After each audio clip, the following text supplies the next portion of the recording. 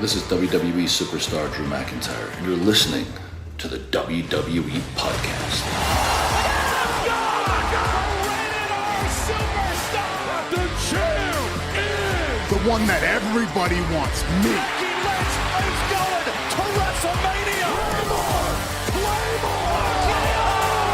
Austin 316 says I just whipped your ass. This is my iron. You're gonna acknowledge me. What is going on, everybody, and welcome to another main event review. Thank you very much for tuning in once again. I just came back from a 4-day vacation. You guys call it vacation, I call it a holiday. Same old, I guess. But from interstate in Tasmania, small little island off the shore of Australia. It's the little separate island at the bottom, for those that don't know. Was there for 4 or 5 days, which was pretty nice, hence the late main event review episode. But still another episode to get through. Now that we've passed the SummerSlam review, we're back to normal proceedings. And before I probably start this, I want to address the obvious announcement of Karrion Kross and Scarlett not being renewed, or their contracts not being renewed for WWE. Looks as though that they're officially not going to be part of WWE, which to me is a massive blow and a shame. A lot of people are saying if this could be a work or not, but my feeling towards this that it's not going to be. And the reason why is I think the way that Kross announced it and what's happened with R-Truth, I don't think it's got the similar sort of storyline or sort of way it's been described, especially the fact that once R-Truth did get released, he didn't really address it on his social media as Kross did or as Scarlett did. So yeah, it looked as though that he was getting a push, and people are saying that he didn't get the push he deserved. He did end up getting a match at SummerSlam, which to me was a pretty decent push. I'm not sure if they were just trying to close him out with a SummerSlam match, or even if they had more plans for him that Kross probably wasn't happy about or whatever. They did sort of push him because he ended up being at SummerSlam, which is a massive event. But again, we're not going to really know the full potential of Karrion Kross. He never had a title around his belt. And I guess from what I've seen and what I've seen on YouTube and basically what he's been quoted, it does seem as though he's been getting a lot of support from other superstars such as R-Truth, who've mentioned that he's got the fans' approval, which is bigger than any title that could be won. So that's awesome. But yeah, it's going to be, I guess, a big loss for him not being there and not really seeing what he could have been as this new character that was supposedly getting pushed further with that SummerSlam match, and we didn't know what was next. He did say that he wanted to start a new faction that was rejected.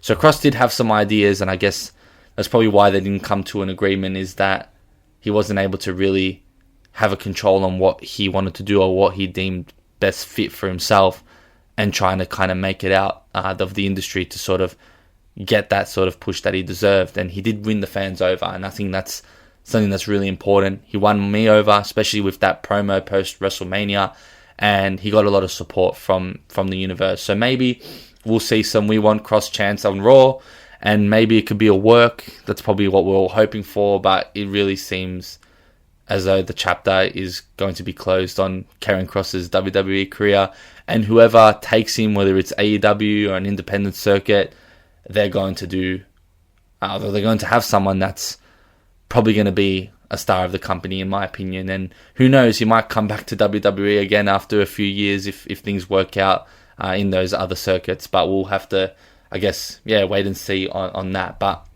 moving on, we'll go straight to the main event review. We have Chelsea Green getting on main event, which where she had a large pop from the crowd. A lot of people were getting behind her, and she took on B-Fab. Again, B-Fab somehow getting a singles match on main event. And obviously she loses. Chelsea Green gets the victory here. The fans went crazy, and you could hear her kind of taunting and chanting and saying that they love her. And we really do. I'm a massive fan of Chelsea Green. I love her character. I love that she's willing to sort of do anything it takes to get crowd heat and fan reactions. And she comes off as this ditzy, dumb wrestler, but it works perfectly. And I wouldn't change her character. I wouldn't turn her into a babyface. I'd keep her how she is.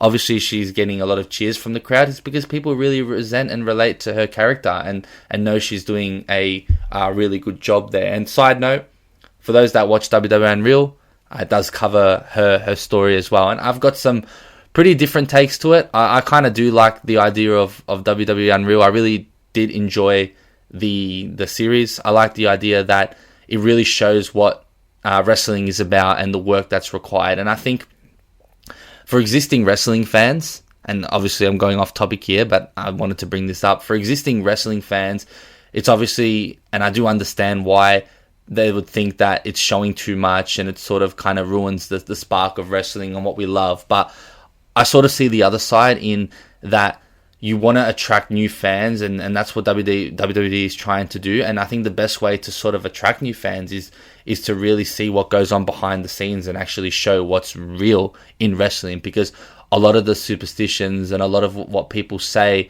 is that wrestling is fake. And then when you see a documentary like this, you understand the work that goes into sort of what they do and realize that no, it's not fake. It is a performance, but at the end of the day, most of the stuff that's done and the hard work and stuff that you need to do to get there, the creative storylines, the intricacies that are about it is crazy. And I kind of like that, and I kind of like that they covered that. But that's something that personally I really like, is when you see sort of behind the scenes in what works. And I like it in sport documentaries as well. We see it in other series such as Quarterback and etc. So without rambling too much, I love WWE Unreal, and the reason why I brought it up is because Chelsea Green's on it, and you really see her in real life, how she's like, and how much she's willing to sort of give for the business, which is resonated here. And also when we saw on SmackDown, I know it's not a SmackDown review, but when she had the cake in her face, like, she's willing to do all those things, and that's why I love her, and that's why a lot of fans love her too. So it's great to see that Chelsea Green's getting the victory and having more momentum going forward as well. We then had, on Raw, Charlotte Flair and Alexa Bliss come out to basically celebrate their tag team victory against Raquel and Roxanne of the Judgment Day. They come out demanding a rematch, which they get, and they keep their titles. So not too much going on there. It was expected that they were going to keep the titles. I think this was to sort of close the Judgment Day's chapter, which is probably something that will be good for Charlotte Flair and Alexa Bliss. They're definitely elevating the women's tag team division already with their sort of relationship at the moment. And Charlotte Flair looks to finally have found herself as someone that is relaxed and enjoying her wrestling and enjoying the time she has on the mic as well, which is why I think the fans are enjoying her too. So I guess we'll continue to see how those two go. Eventually, when they do split up, hopefully it's not, like Matt has said in his reviews, to a point where they need to fight each other, because I don't think that is necessary here.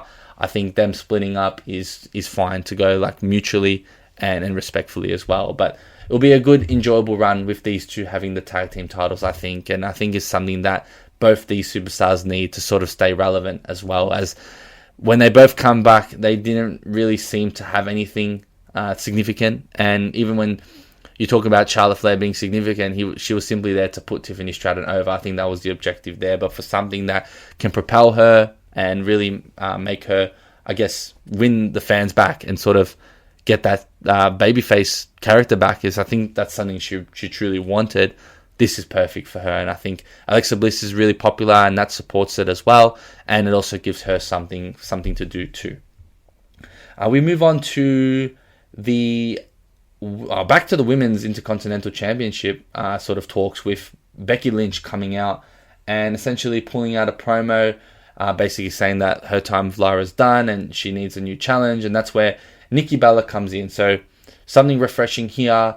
They take heaps of shots at each other, but this promo we can talk about and review it all we want, but it's always going to be remembered for the line that Becky Lynch mentioned about her being the greatest couple with Seth Rollins in wrestling. And it could have been Nikki Bella because, that's what she mentioned. Well, obviously we all knew what she was talking about. And then she mentioned that I guess she can't see him anymore, which was just an unbelievable line, to a point where if you look at the crowd's reaction, there's one guy, I can't even remember what he looked like, that pretty much represented everyone in that line. It was an unbelievable promo from Becky Lynch, and I really think she torched Nikki Bella here. I think it's really hard to come back from that. Hopefully that was sort of rehearsed and Nikki Bella was aware of it, because it looked like she was stunned, but it was an excellent line from Becky Lynch, and I think this is probably going to set up a match between these two. And Nikki Bella gets something to do against Becky Lynch, which is going to be a quite decent match, and I think a perfect match for where Nikki Bella should be at the moment, and also for Becky Lynch to sort of move on and continue feuds with other superstars. And I thought that they were going to put Lyra over here, but with this Nikki Bella element, I think it's the right decision, what they've done. So we'll look forward for that, and maybe on Raw in the next episode, Nikki Bella comes back and puts out some decent shots firing forward. We then get the second main event match, and that is the War Raiders taking on the LWO. And we have the War Raiders getting the victory here with their finisher. This tag team division is so underwhelming. Like, besides these two, the New Day and the Judgment Day, there isn't really much going on. And it's a shame, because you see what's happening on SmackDown and how well that division's going. You kind of wish the same for Raw. It comes to a point where, should they just unify the titles and then make the tag team division cross-branded, because there doesn't seem to be enough going on Raw, and the SmackDown division just looks a lot better at the moment. So it's something to think about, especially when it's the same four teams going at it, and there isn't really much that's kind of being sorted. So I guess that's something that WWE probably have to consider. If it was up to me, I would definitely just have one tag team championship, just because there's not enough divisions, or not enough tag teams in the divisions, I think, to really sustain Raw, unless they find a way to do what I guess Charlotte Flair and Alexa Bliss did, and get two single stars and bring them together. Another one could be maybe bringing the Usos back and just getting them to win another tag team title too. I think that's the one that makes sense there. And before I might add, SmackDown division is getting better, because they've got now Tala Tonga and JC Mateo, who are probably in contendership for the tag team titles on SmackDown too. So maybe one of those tag teams that are on SmackDown need to move to Raw to make this better. Or again, as I mentioned, they need to do the same thing as they did with Alexa Bliss and Charlotte Flair, which is something that I've mentioned before, because there's not really much going on. Like, who are the Judgment Day realistically going to battle the titles for? Who's going to try to take them off? Is New Day going to go back and have another rematch? Are we going to have two heels there?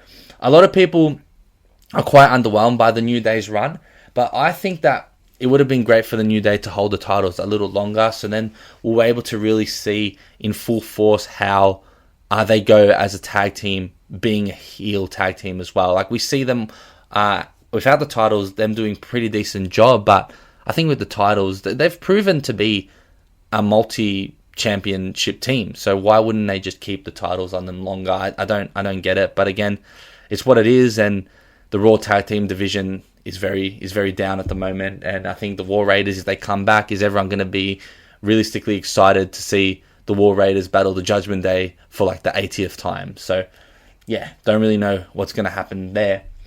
We then move on to the final segment of Raw, which sort of starts with the start, where LA Knight comes in, basically challenges Seth Rollins for the World Heavyweight Championship.